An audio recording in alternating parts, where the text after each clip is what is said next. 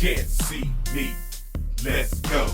Hi, and welcome to the ECGC 2017. We're here in Raleigh, North Carolina, and I am fortunate to be speaking with a legend in game development and in technology, a man who really needs no introduction, John Romero. John, thank you for speaking with me today. Yeah, thanks a lot for having me. Yeah, really appreciate it. Cool. So we'll go ahead and just jump right into it.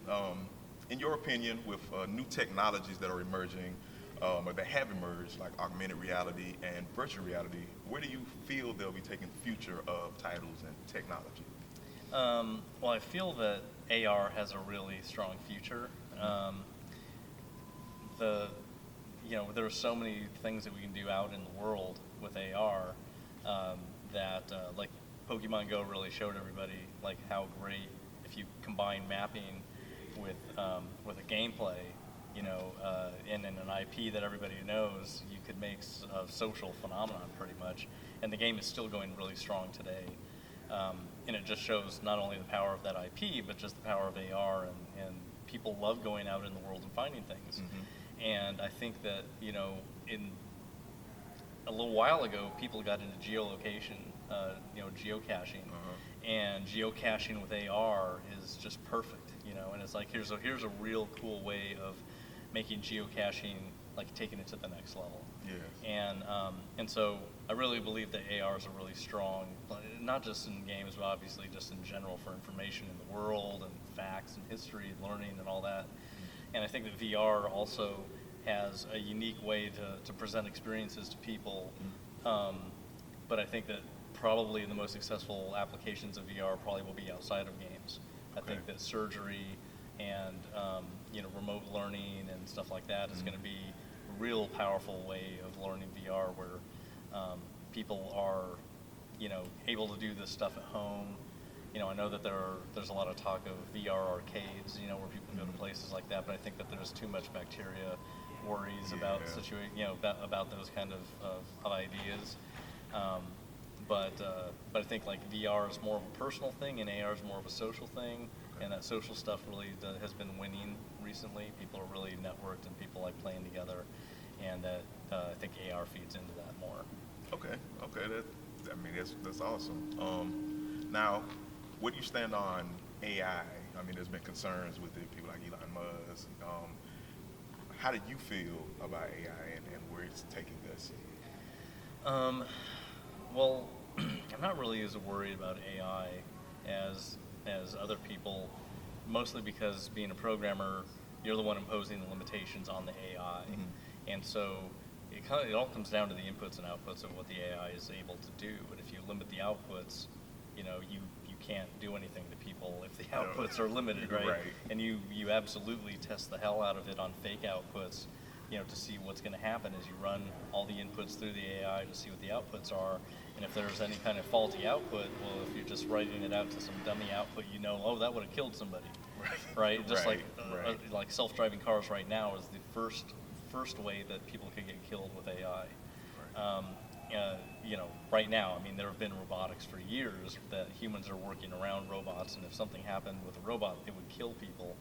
And that kind of programming around robotic AI is so much more disciplined than game programming. So game AI has been developed for a really long time with lots of new techniques, behavioral trees and utility AI and all kinds of new ideas. Mm-hmm. But robotics takes it to a super serious research approach because you could kill people with that. Right. So there is a lot of thought in testing around how to properly, like, how do we make it so this doesn't happen with robots, mm-hmm.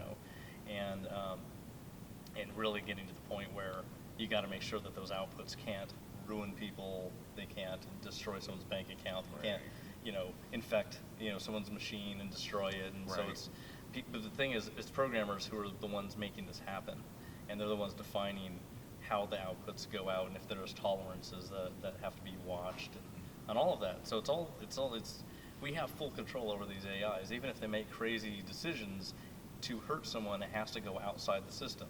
Okay. And that output outside the system is what everybody has to make sure has tolerances and limitations, so they can't actually get past to the point where they're going to kill people or do something bad.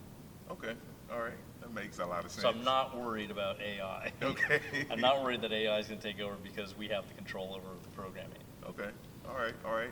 And then, what advice do you have, or what can you say to startups or indie or young developers, who are trying to make their name or make their start? What knowledge can you pass on to them? So the easiest way to become a game developer, like a programmer, is start right now, start today. You'll hear me say this, start right now. There's no reason to wait. Why are you waiting for college? Because you're gonna end up reading a book and doing the stuff anyway, so why are you just doing it right now? You don't need someone to tell you that, because you have Stack Overflow and a million other places that'll teach you step by step how to make games. Right. So there's no reason, if I can be a little kid at 11 years old and just learn by asking people questions, the fact that there was no internet and there were hardly any books, and now there's everything. There's no excuse at all today to not start making games. So start with 2D games, make your games very small, and use Corona SDK at coronalabs.com. It will teach you about a language called Lua, which is C. It's a C language, C-based language, but it's simpler than C because it doesn't have all the preprocessor directives and includes that C has. It's just very simplified to where you're working on just the game part, and you're not having to work on the weird programmery technical stuff. You're working on putting a screen up and putting a character up and moving things across the screen. You're worried about you're focusing on the game and not all of the programming stuff around it, like memory allocation and deallocation, memory leaks, and all that stuff. You don't worry about that. You worry about making a game.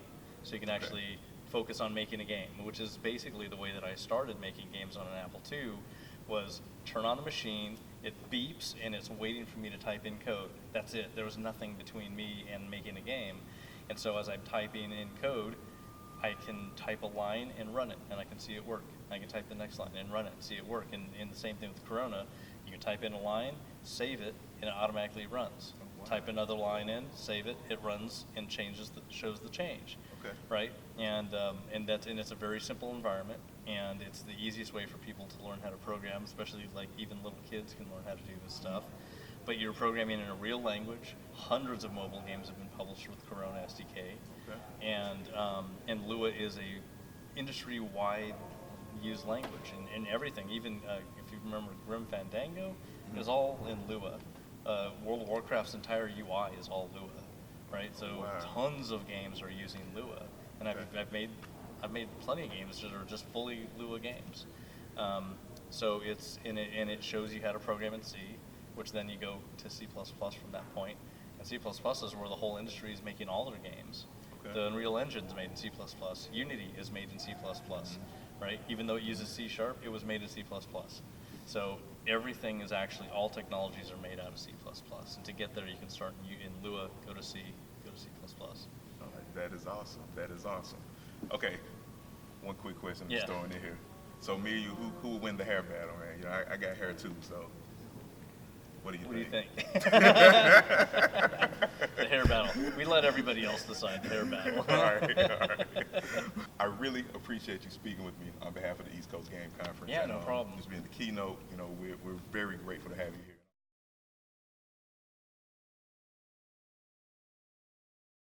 here. You can't see me. Let's go. Thank you for checking me out at You Can't See Me TV. I'm You Can't See Me Gamer. Please like and subscribe to stay updated, and check me out on Instagram, Twitter, and Facebook. All right, peace.